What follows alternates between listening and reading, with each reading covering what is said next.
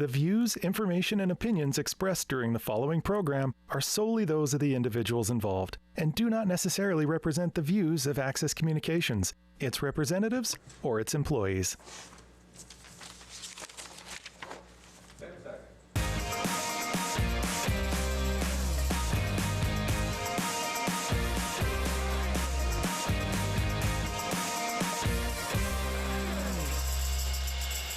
Good evening, everyone, and welcome to the regular meeting of the Weyburn City Council, held here in the council chambers, 5 p.m. Monday, September 27th. I hope everybody can hear me through all this mask and such that we have going on here. First thing on the agenda, we have the approval of the minutes of the regular council meeting and strategic planning and priorities meeting held September 13th, 2021. Do I have a motion, please? Your Worship, I'll make that motion. Do I have a seconder? I'll second that, Your Worship. Call the question. All in favor? Passed unanimously, and it should be noted that we have full council here tonight. Additions to the agenda. City Manager? I thank Your Worship. There's no additions from administration tonight. Anything from the council? Seeing none, we are going forward. Public hearings and notices. We don't have anything. Delegations and proclamations and petitions, don't have anything. Reports of standing committees. Police Commission, Mr. Van Betju. Thank you, Your Worship. The regular meeting of the Weyburn Police Commission was held in the Administration Boardroom, 4 p.m. Tuesday, September 21st. Of course, there was no correspondence under the Mayor's report. Chief Blunden presented the Mayor's report for August 2021, which included the WPS statistical report, the 6-year averages, charges, overtime reports, and medical health assistant calls. Chief Blunden stated that this is the only summer since 2015 that crime is trending down, and contributed a portion of this thing due to more visibility of the police in the community. The accounts payable report for 2021 was provided. Update was given of the budget ending August 31st, 2021. A budget net overage including revenues and expenses of $265,551. The overage is attributed to outstanding grant money expected in the amount of $266,664. Expenses overages are attributed to unbudgeted costs of negotiations, consultant, repayment of wages to past chief, and unbudgeted wages benefits. The board was provided with the bylaw report for August 2021. There is no unfinished business. In new business, Mayor Roy alluded to a competition to procure services for a family intervention rapid support team funded by the province.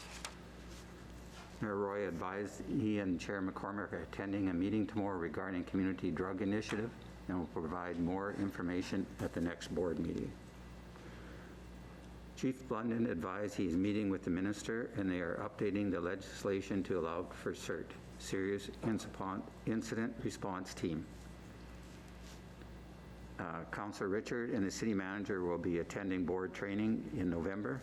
Chair McCormick stated he thought it was mandatory that the board members attend yearly, but others felt it was not. Chief Blunden will find out and advise the board. The board moved into in-camera at 5:34 and back out of camera at 5:47, and the meeting was adjourned. Questions or comments? With that, we shall make note that that would be filed and be on the city website. Do you have a motion for that, Danette, or no? So, okay. Consent agenda, cash activities report. Do you have a motion, please? Yes, Your Worship. I'm prepared to make a motion that the August cash activity report on the consent agenda be accepted as presented. I'll second that, Your Worship. Call the question. Everyone in favor? Carried unanimously. Accounts payable. Do you have a motion, please? Your worship, I'd like to make the motion that the purchase is in the amount of $3,892,659.21 from September 10th to September 23rd, 2021 be approved. I'll second that, your worship. Questions? No questions? Call the question. All in favor? Carried unanimously. We now move to the next motion, building demolition. Request for proposal. Mr. Crow, will you please? Thank you, Your Worship. Good evening, Council. So I'm here today to provide you a follow-up to an RFP that we put out to the industry for the demolition of the existing roundhouse structure at the Public Works Yard. So the City of Weyburn constructed a new fleet storage facility to replace the aging storage facility that's now reached the end of its lifespan. The old fleet storage facility was originally constructed as a roundhouse and used as a locomotive repair shop by the Canadian Pacific Rail Company. The building was converted to the city's Public Works fleet storage facility when the city purchased the property. That facility now, as I mentioned, is deteriorating, and it's well over 100 years old. It has numerous structural failures and is beyond repair, resulting in a liability for the city. Therefore, we need to now demolish the structure. So the 2021 budget had reserved $500,000, which was assigned for the complete demolition, the removal of the building, including all utility disconnects, hazardous waste abatement, remediation, and disposal. The building demolition and debris removal as well. The building demolition request for proposal included the demolition and removal of the building portion of the project, as we've already completed the hazardous waste removal, and utility disconnections are being completed separately. So on September 1st, 2021, the building demolition request for proposal was posted on SAS Tenders and the city website. Quotations were received by the city on September 17th at 2021 at 12 p.m. and we received a total of 4 proposals. So you'll see we did see a fairly large spread between the low and the high bid, ranging from just over $42,000 to just over $147,000 to have the building demolished and removed from site.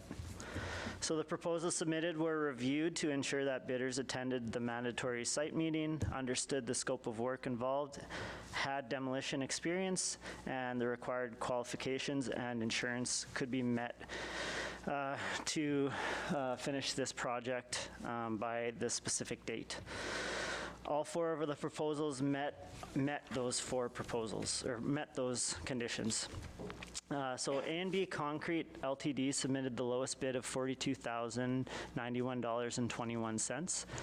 With their response, they provided details of their proposed demolition methods and examples of numerous demolition projects ranging in size that they completed with the City of Weyburn and the surrounding areas. So it is recommended that the 2021 building demolition of the Roundhouse building be awarded to A&B Concrete as per the costs detailed in their bid and the conditions stipulated in the RFP.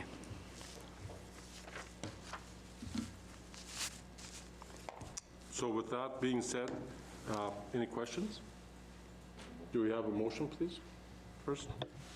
Your Worship, I would move that the proposal of A&B Concrete Limited of Weyburn, Saskatchewan to perform the building demolition of the Roundhouse building at the City of Weyburn Works Yard, 55 16th Street, in the amount of $42,091.20, including GST and PST, be accepted.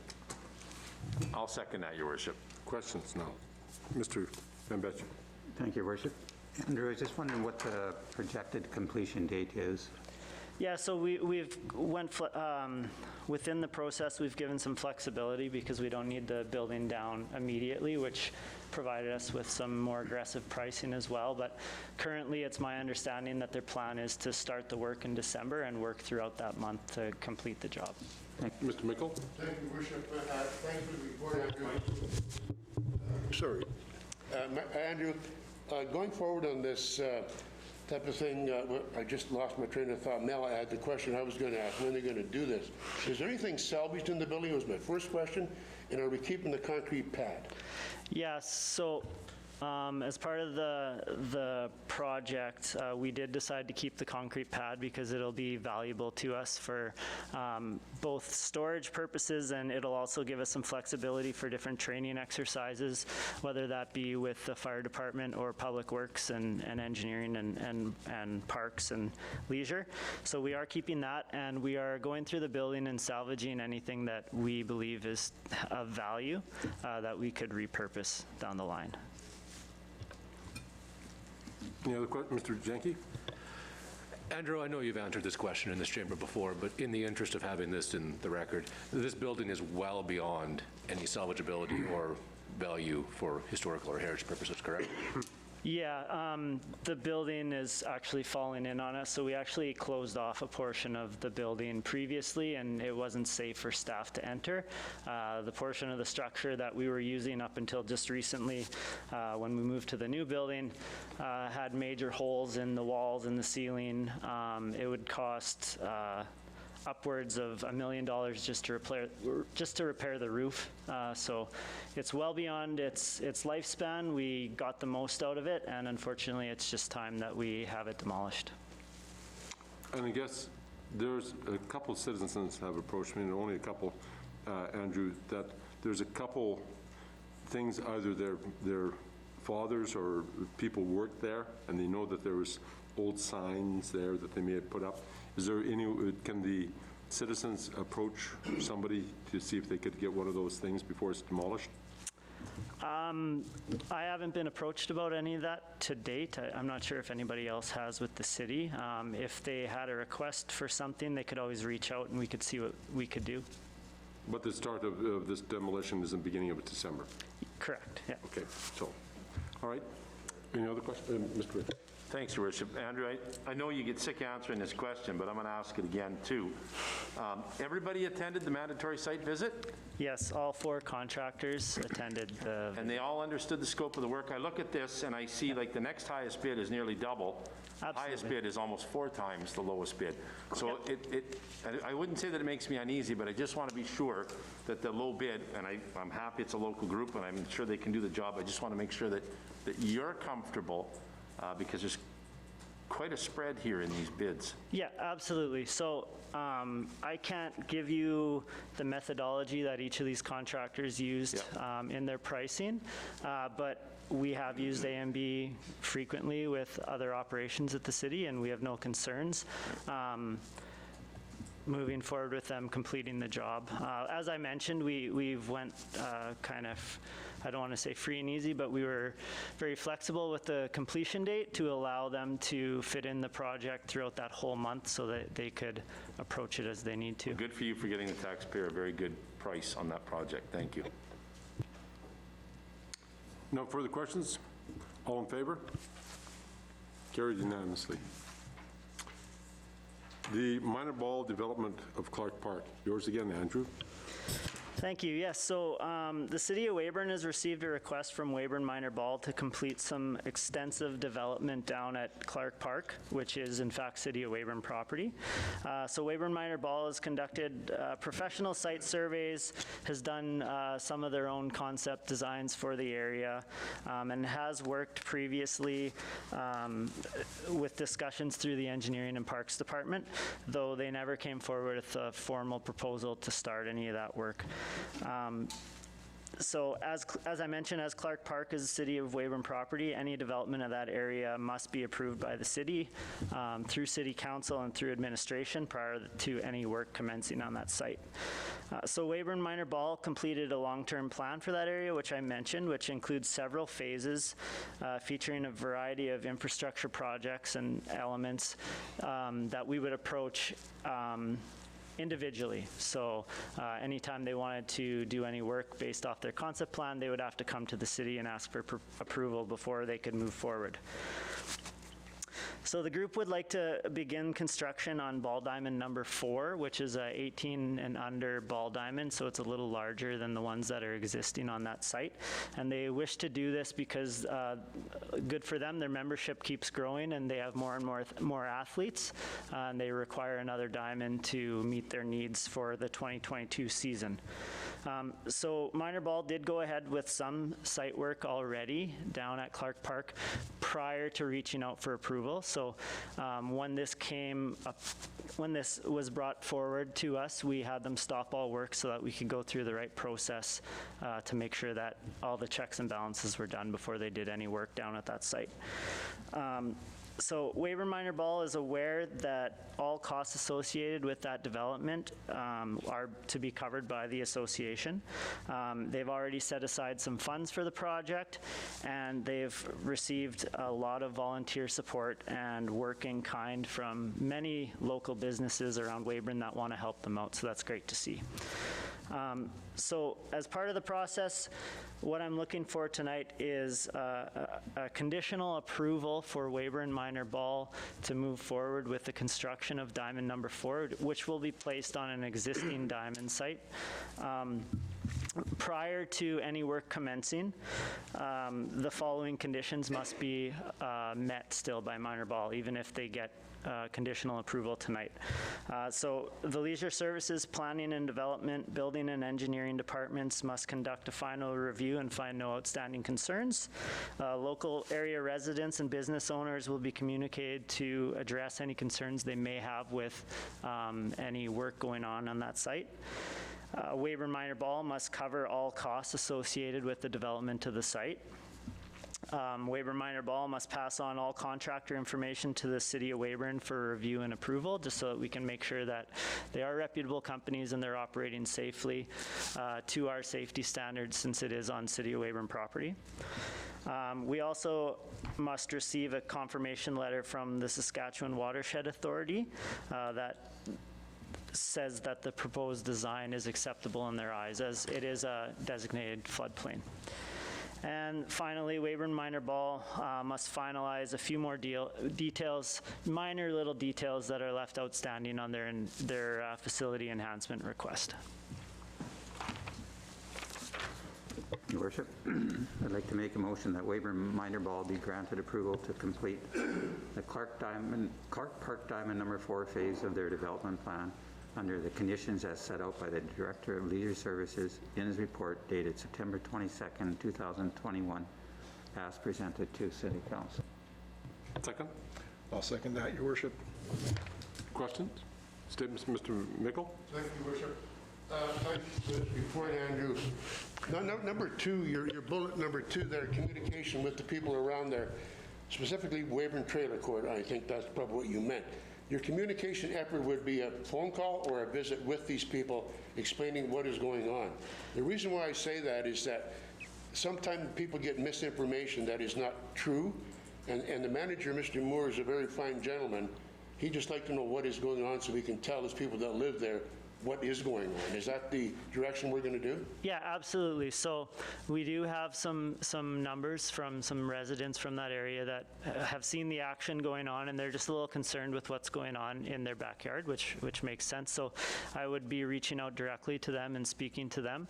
We would also use the local media channels to get the information out, and then of course a forum like this at City Council to help get that information out to the community so that people do know that work is being done there. Mr. Richards first. Thanks, Your Worship. Councillor Mickle got one of my questions around the communications, Andrew. Your team will be part of that as well. We won't rely on Minor Ball for that. Perfect, thank you. One note, kudos to Minor Ball for taking the bull by the horns on this one. I really like to see the user groups getting behind things like this and putting some elbow grease into it, so I do appreciate that. The only other question I had, Andrew, sorry, and I think you've answered it in item 4 there, but I want to make sure that the city doesn't have any liability. If Weyburn Minor Ball is contracting the contracting the contractor, I'm not engaging the contractor, are they responsible for ensuring that contractor's covered by WCB? Are they making sure that that contractor, if they do damage to one of our roads or something, heaven forbid, right, that all those liabilities are covered off? Yeah, so that is part of why we're requesting all that information to come to us as far as what contractors are there and what work they're completing, so that we can go back to check on them. A lot of those contractors are trusted contractors that we utilize as well as the city, but yeah, just to make sure that they have all their T's crossed and their I's dotted, and they are operating as they safely should. Great, thanks for that. Mr. Corrigan? Thank you, Your Worship. Andrew, thank you for the report. I'd like to congratulate Weyburn Minor Ball for their efforts in going forward with this particular project, and it's great to see that, there's such an interest in baseball in the community that we have to build something like this. I know we've talked about this in committee, but I just want to reiterate that Weyburn Minor Ball is aware of the risks associated with where they are planning to develop, and that with the investment that they're making, that it could potentially be wiped out even in the spring. Yes, so that is something that we, as you know, we discussed at committee. The Clark Park is located on a floodplain in the wide open kind of area there. So they do know about that risk, and they're willing to take that on. They want to better that site and further develop it. And the nice thing about a ball diamond is if it floods out, you can repair it. With their proposal, they are not able to put up any permanent structures or anything like that. Thank you. Other questions, comments? I would just like to say that the same thing that Mr. Corrigan said. It's very good to see that minor ball is moving forward, and will greatly enhance the community as we go forward with these ball diamonds. So call the question. All in favor? Carried unanimously. Number 8, Janine, if you would, please.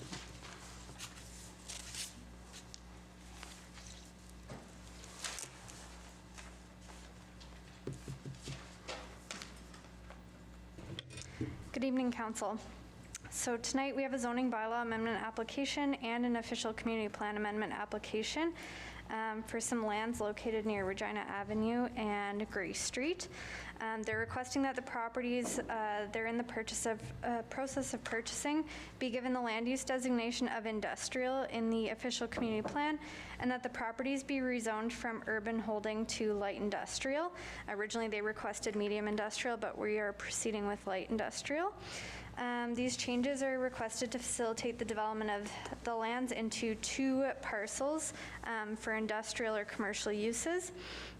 They're located at the corner of Gray Street, which is currently an undeveloped road, and Regina Avenue on the west side of the Tattagua Parkway and Sears River. The undeveloped lane that's part of it was recently closed by council by bylaw. Council gave first reading to both bylaws at the regular council meeting on August 16th. Public notices have been posted on the website, at City Hall, and in the newspaper in accordance with the city's public notice policy. Additionally, all property owners within a 75-meter radius of the property have been notified.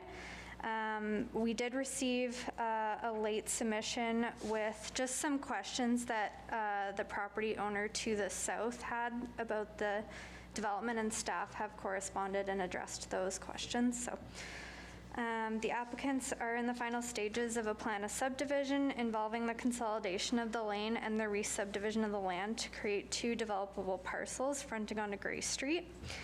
They have requested that the properties be designated in the OCP as industrial, and that's consistent with the surrounding properties to the west and south. The property currently doesn't have a land use designation and was intended for future determination.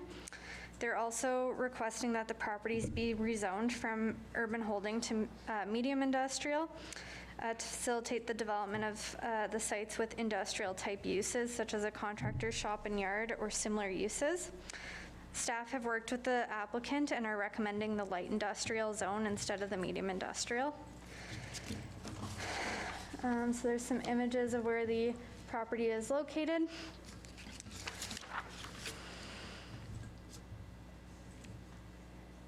And the aerial imagery of what was on the property. and the proposed plan of subdivision.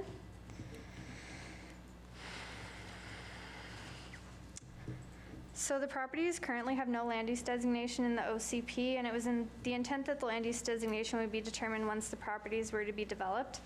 They're requesting that they be designated industrial, and that's consistent with the surrounding areas, which will be shown in a map further along.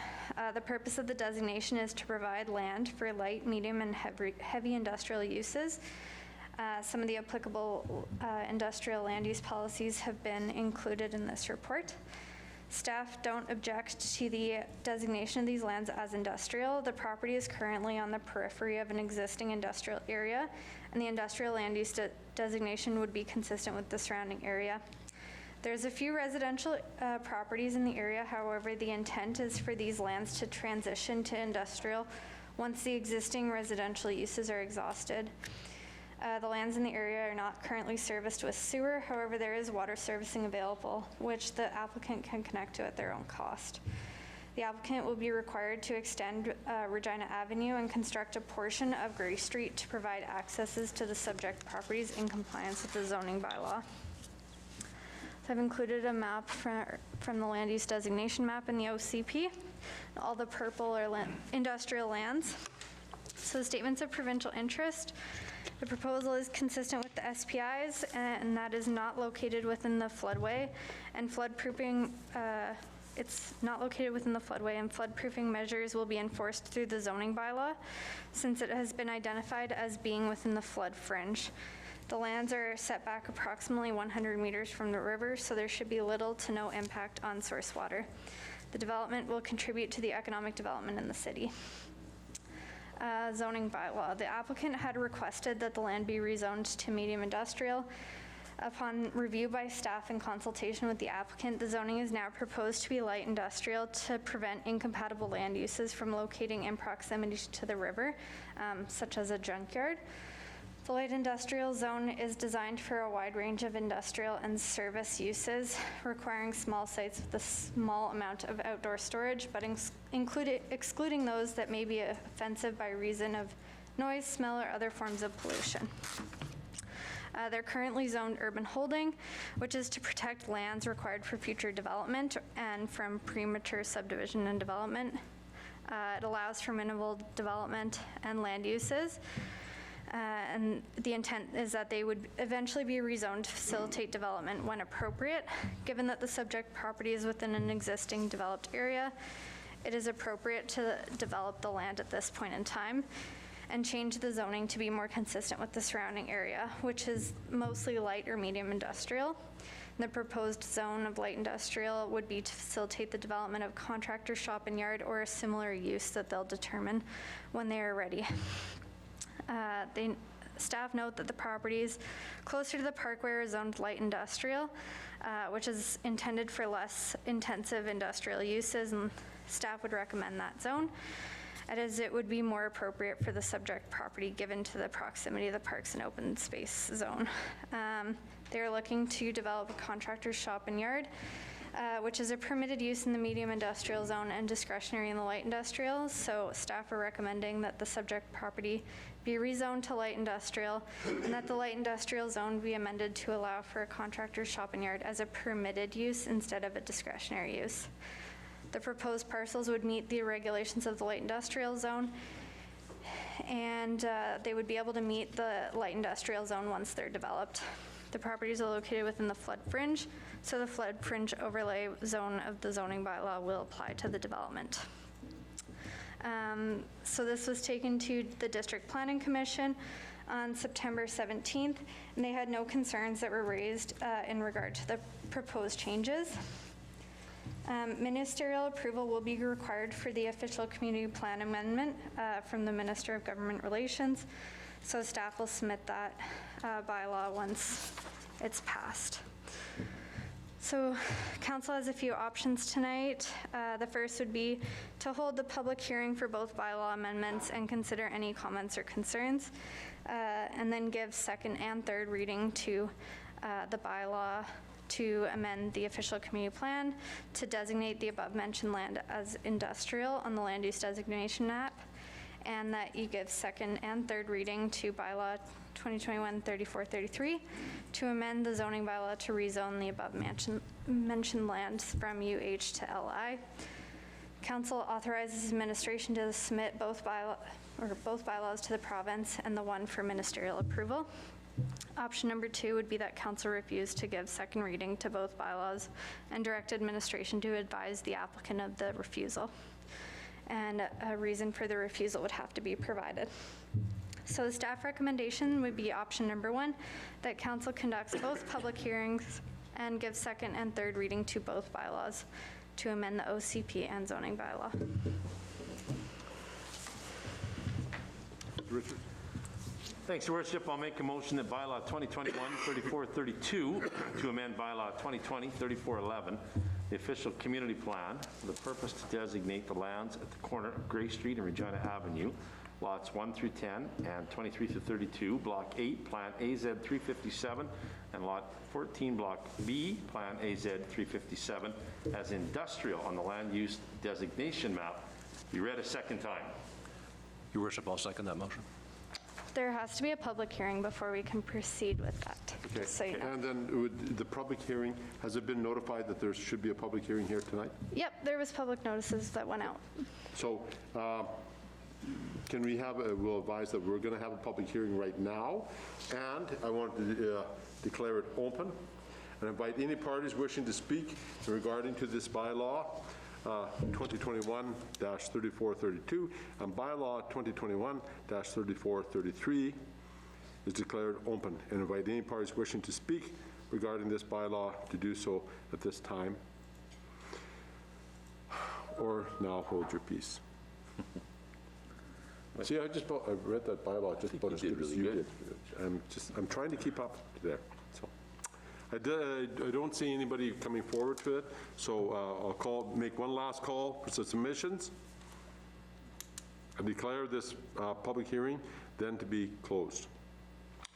Can we proceed? We'll now proceed. Do I have a seconder on this motion? Richard, I'll second that motion. Discussion? Mr. Richard? Thanks, Your Worship. Janine, thanks for, this is a huge project, so thank you for putting this together. What a monster this has been for you. Very good, and I'm excited for the proponents to get to work, and it's good to see the investment in the community, and that's some land that, you know, didn't have an illustrious future at some point, so I appreciate that. I've got 2 questions for you, and I think they're easy answers. I just need you to reassure me.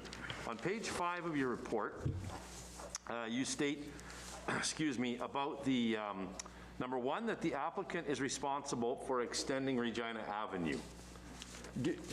Does the applicant understand that? And I preface that with some conversations we've had over the last couple of years about some drainage situations out there.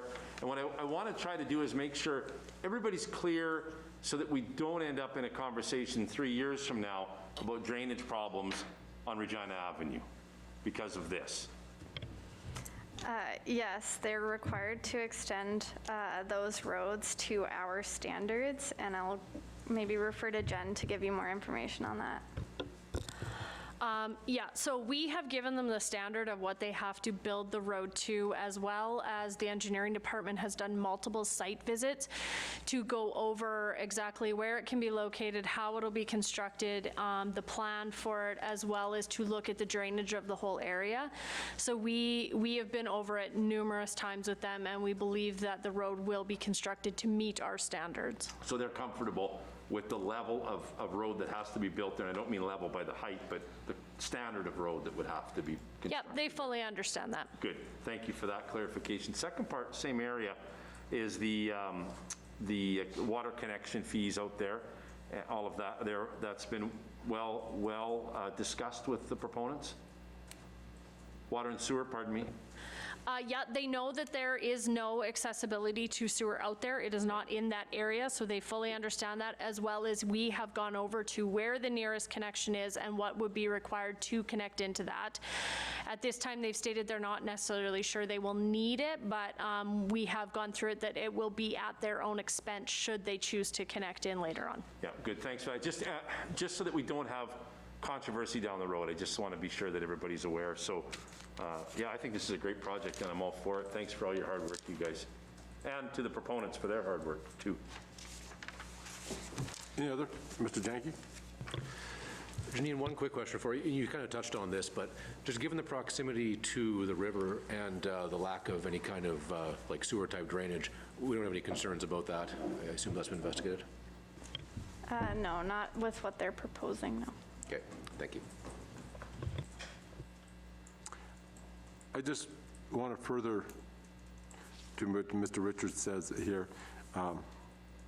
Jennifer, I would really feel comfortable, far more comfortable, because of past histories on things, that you almost have a document signed that they understand there is no sewer, there is no water without connection fees, and they have to build simply because we do not need them coming back after they build this a year later saying we want this done onto there, unless we have it. There will be conditions included on their plan of subdivision that can outline that information, so. Okay, just as long as it is absolutely clear. Okay, on to that. Call the question. All in favor? Carried unanimously. Next. One more. Yes, that's right. I mean, yep. This is for bylaw 2021-3432, because we have to pass bylaw 2021-3433 separately, right? Okay, go ahead. Am I doing this in the right order, Danette? Okay. This is just for 2021-3432. Okay, go ahead. Okay.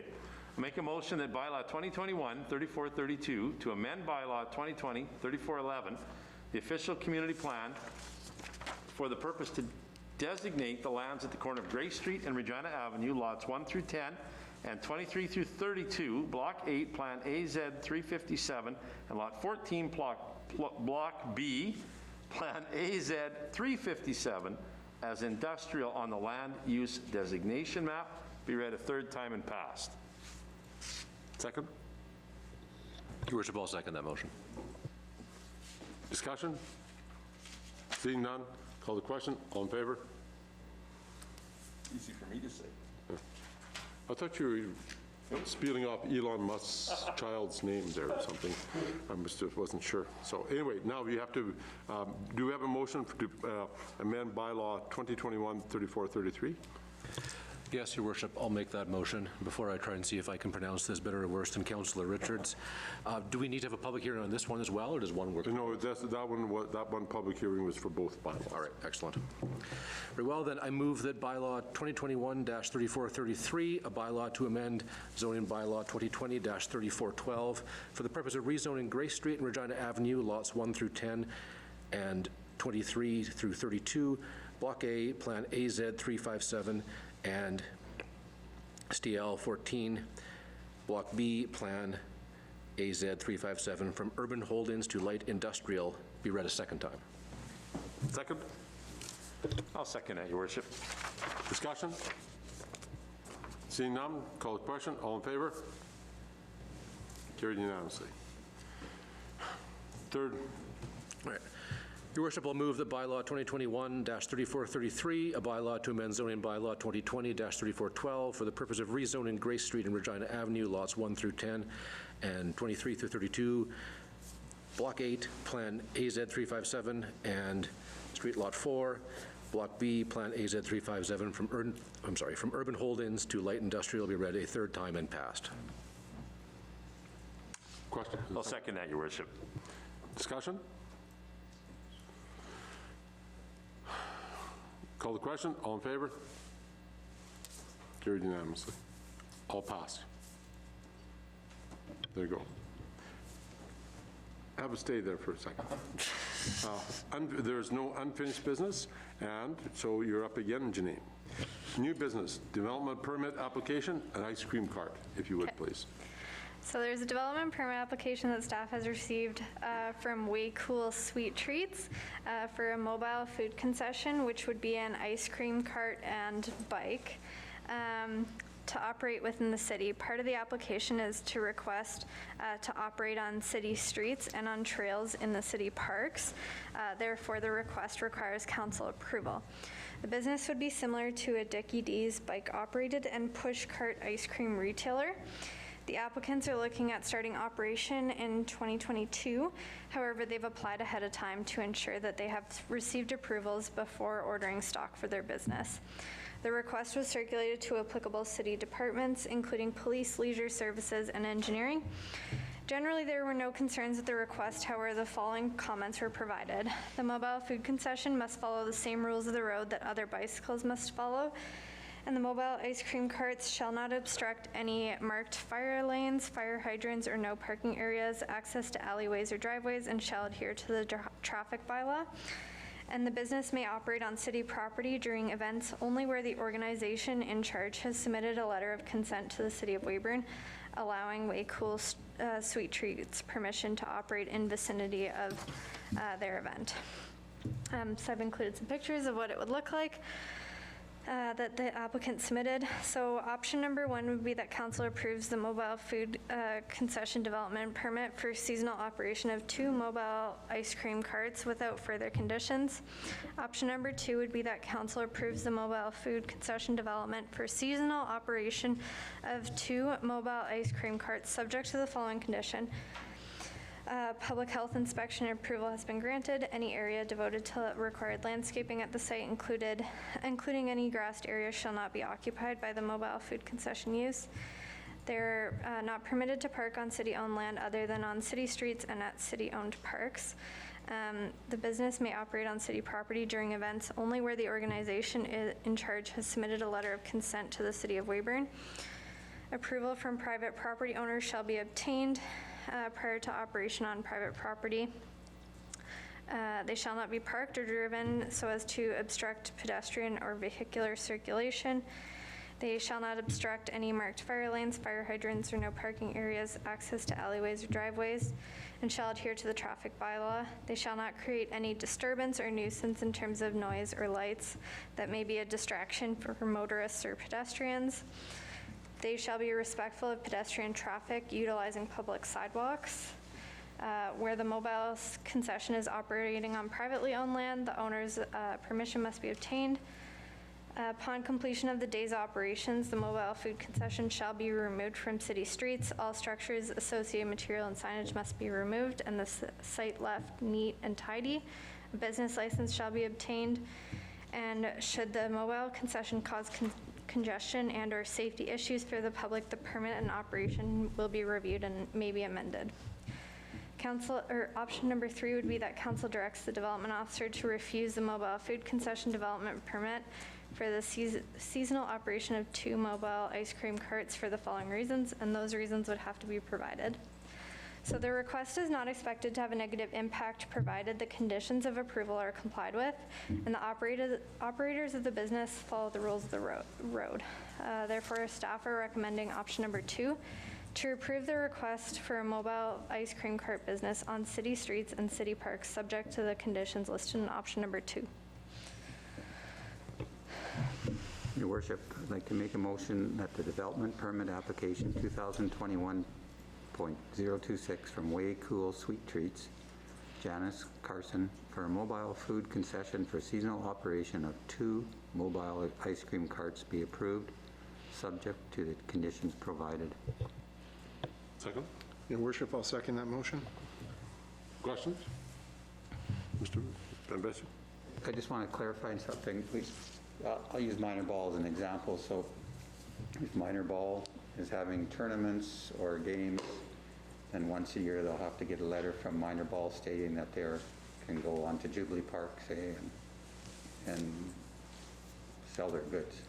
Yeah, the intent of that condition is to make sure that they're not conflicting with the concessions that those types of organizations may have on days that they have events. So that was just want to keep that communication open. Is that a yearly request? Yeah, I mean, we'd look at it on a yearly basis, yeah. Thank you. Any other? Seeing none, call the question. All in favor? Carried unanimously. Home occupation application, Jimmy. I think this is my last one. Yes. So an application has been received from Diana Patty to operate a pet salon business out of their residence at 427 Albert Street. It's located in the R1 zone, and the business will operate 8 a.m. to 5 p.m. any day of the week, which would be 2 to 3 days a week. They're just not concrete on which 2 days or which 2 days it would be all the time. This would be considered a controversial use as the business involves clients being directed to the home throughout the day. They have a minimal anticipated increase to traffic flow, and parking on the driveway is available. Home-based businesses are permitted in the R1 zone in residential dwellings, but are generally deemed controversial when customers or clients are attending the home, and they require public notification and council review. Neighborhood notices were mailed out on September 1st to all neighbors within 50 meters of the applicant's home, and they were given the opportunity to comment on the application. No concerns or objections were received. Home-based businesses are permitted use, meaning that landowners have the right to undertake the use in accordance with the bylaw unless provisions of the bylaw are specifically contravened. Home-based businesses generally must meet the following provisions: incidental to the use of the premise as a residence, be compatible with residential uses, limited in the extent in terms of volume of materials sold and number of clients, and not substantially increase the number of or the volume of traffic, not detract from the residential character of the zone. The use is identified as a controversial occupation, as clients will be directed to the home. Staff have reviewed the application and are of the opinion that the home occupation application meets the requirements of the zoning bylaw, and therefore recommending option number 1 to council. Option number 1 would be that council approves home-based business permit 2021.011 for a pet salon at 427 Albert Street, subject to the conditions that I've listed. Option number 2 would be the refusal of the home-based business permit for the following reasons, and a permitted use would have to have a reason for refusal. Do you have a motion, please? Your Worship, I'd like to make the motion that council approves the home-based business permit 2021.011 for a pet salon at 427 Albert Street, subject to the conditions provided. Your Worship, I'd like to second that motion. Discussion? Thanks, Your Worship. This might be as much a question for the city clerk as for Janine. Would this fall into the same sort of, there's a bylaws around how many dogs you can have at your house. Would that impact this? I don't understand the scope of what a pet salon is. Maybe you only have one dog there at a time. But I just don't know. I believe the intent is to only have one dog/customer there at a time. So I don't believe it would exceed the number. Could be fish, I'm not sure, but just to make sure. Because I know there's a bylaw, and we've had some conversations around how many animals you can have, so I just wanted to be sure. Thank you. Grooming a fish? You don't know. That would be quite kind of a different thing. I don't know. So that's quite interesting. So, no further discussion, except for figuring out how to groom a fish. But we'll next week. Okay. Call the question. All in favor? Carried unanimously. Thanks, Janine. Inquiries and announcements. Anything from council? Mr. Mickle. I have one, Your Worship. On the information, in our council package, the bylaw officer has been very busy with unsightly properties, whether it's residential or commercial. And of course, these people are criticized for what they're doing, and anyway, sight lines and improvement has to be done. She's done a tremendous job. And sometimes, and I'm going to talk about a parking lot that I've been trying to tell people, the safety of our citizens is always a factor.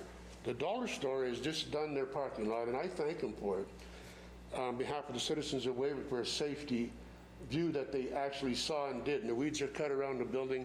I purposely went in there and thanked some of the senior staff that citizens of Weyburn do now feel safe. I want to thank them for that. I hope the Weyburn Mall is paying attention tonight, because their parking lot's a mess as well, and something has to be done.